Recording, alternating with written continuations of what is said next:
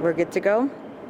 There does seem to be a growing consensus in the House that the government is doing a lot of work to prevent certain pieces of legislation moving forward here in the legislature. And for myself personally, I've been working very, very hard over the past year on Bill 209, Kira's Law. And what the bill itself is, it's a form of protection for survivors.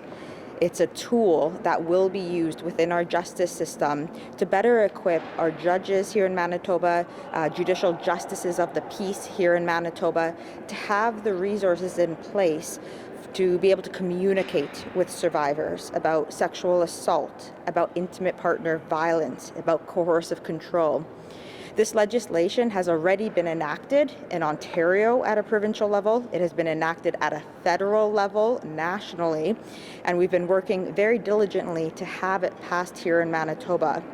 We have done a lot. We're talking 30, 40 hours of consultation with survivors, with organizations, resource centers, shelters here in Manitoba, who are all in support of this legislation and have come out publicly in support of this legislation.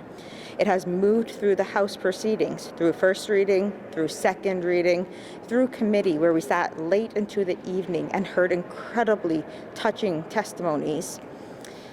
Now it needs to be called for third reading, and it is entirely up to the government to call it for third reading. We asked for leave today to ensure that it was called for third reading before November 7th. That is the deadline, and the NDP government denied leave on it. There is no reason outside of playing political games why they would allow this legislation to move this far along past first, second, committee, move into third reading if they were not planning to support it.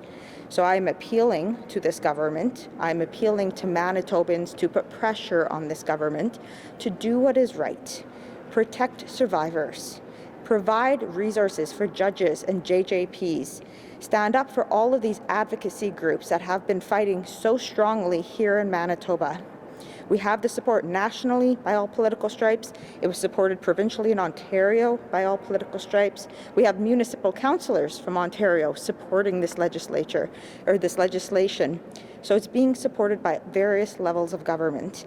And we need this NDP government to do what is right. Call Bill 209 to third reading and a vote before November 7th so that the survivors of intimate partner violence here in Manitoba have more resources. Thank you, and I'll take any questions. Does the federal legislation provide any protections here in Manitoba? Federally, no. So we would be dealing with the Provincial Court of Law. Another subject? Sure. Today, the Speaker, at the end of the question hearing, said he was concerned about the tone and some of the comments and the nastiness and the back and forth and the heckling targeted.